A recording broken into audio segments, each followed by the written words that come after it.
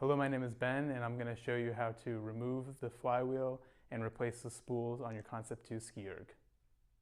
The tools that you'll need are the T27 6-lobe assembly screwdriver and a Phillips head screwdriver. The first step is going to be removing the right side maintenance panel. There are 8 fasteners that secure the maintenance panel. Some of them may be tight, so creating a T-handle with the 2 screwdrivers can be helpful to remove those tight fasteners. Put the screwdriver through the 6-lobe assembly screwdriver and then use that to remove the fasteners. Next, you need to remove the flywheel cover and the metal outlet perf. There are 4 3-inch long fasteners that secure the flywheel cover, and then there's 1 fastener that secures the 2 ends of the metal outlet perf. Remove the 4 3-inch long fasteners.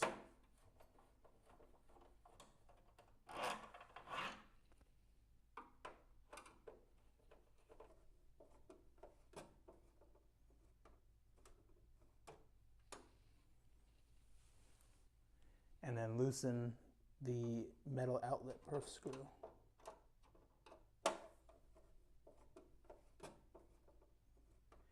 Hold the flywheel cover and the metal outlet perf with your 2 hands and pull it away from the machine.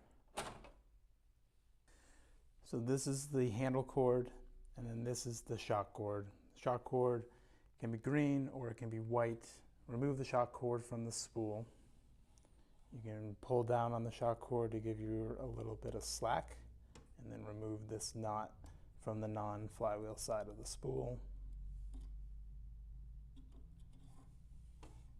And carefully bring the shock cord to the top pulley.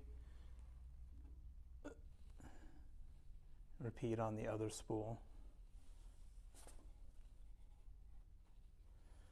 And let the handle cords unwind. And you'll see the handles dropping to the ground. Next, you need to remove the handle cord from the spool. If you're replacing the flywheel or removing the flywheel but not replacing the spools, skip this step as it will save you time on future steps. There's an overhand knot on the spool. Remove the knot from the notch on the left side of the spool and then remove the handle cord. Repeat on the other spool.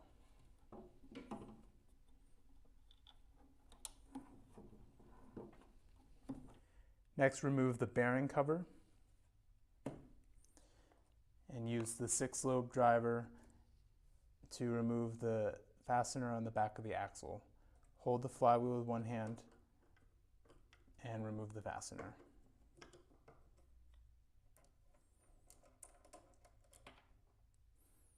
With the rear fastener removed, you can pull the flywheel out from the front of the machine. You don't need to, but you can hold on to the spools as you pull the flywheel out so that you catch some of the hardware. After you pull the flywheel out, the long spacer and bearing and cup may still be on the axle. Pull those off of the axle so that we can take inventory of all the parts that we have. Some machines have different hardware than what's shown here.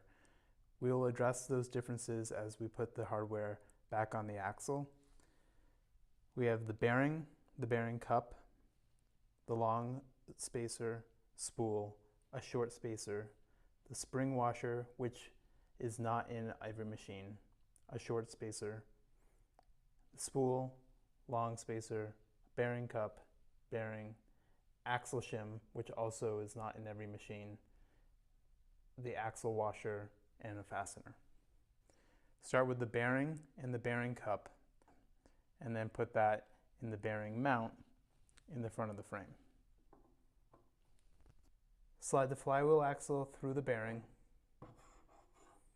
and put on a long spacer. Note that some spacers may have a flange. If your spacer has a flange, put the flange away from the spool. Put the spool on with the bumps towards the flywheel. Some spools are going to have painted dots Put the bumps or the dots towards the flywheel.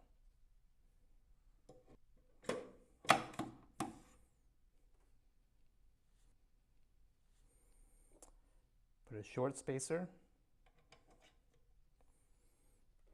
then the spring washer, which again, not all machines are going to have a spring washer. A short spacer, then the spool with the dots or the bumps towards the flywheel.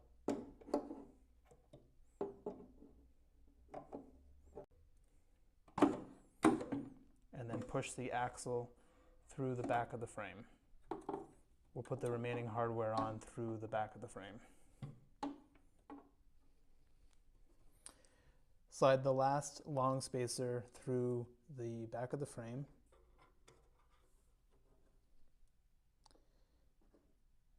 Put the bearing in the bearing cup, and then put the bearing cup and bearing into the bearing mount. Use the fastener, the axle washer, and the axle shim, which is not on every machine, and put it on the back of the axle.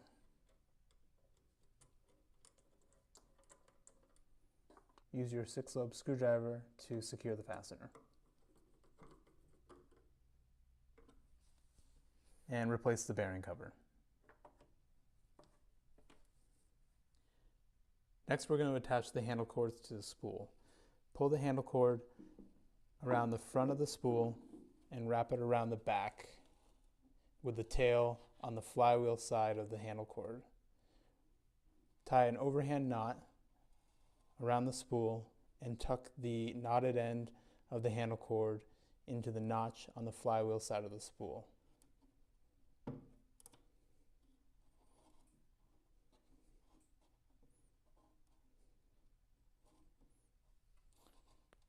Turn the spool to wind the handle cord.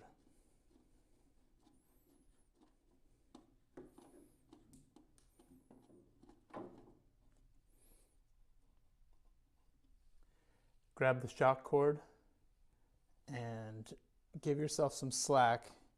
Drop the shock cord behind the spool, and we're going to wrap the shock cord around the spool 1.5 to 2.5 wraps around the spool.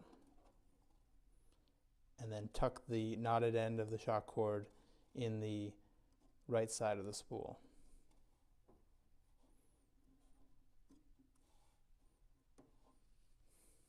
One thing to note is the tails on the knotted ends of the shock cord and the handle cord.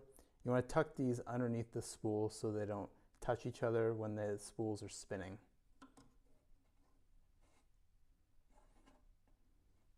You're going to repeat the same steps on the other spool.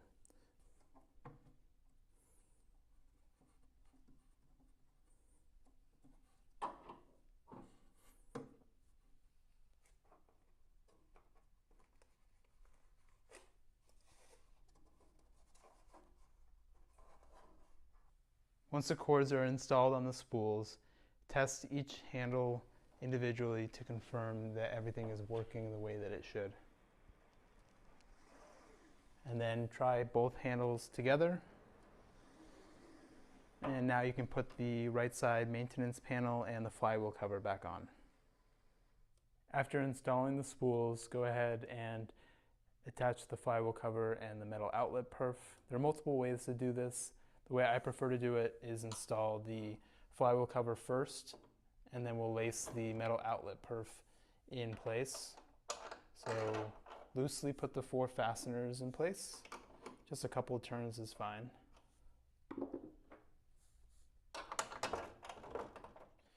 The metal outlet perf connector has one screw that connects the 2 ends together. Push them together so you can get the head of the screw out. Then lace the side that does not have the screw underneath the screw in the 5 o'clock position. Push it around the flywheel.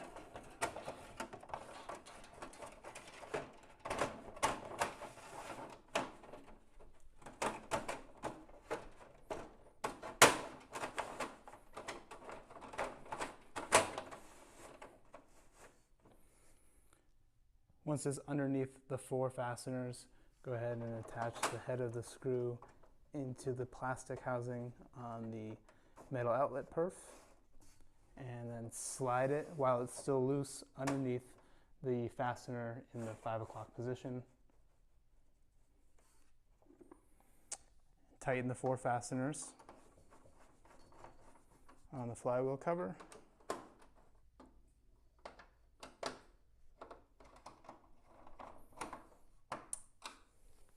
And the last step of assembling the flywheel cover is tightening the fastener on the metal outlet perf. And the final step is to replace the right side maintenance panel and the 8 fasteners, and then you're done.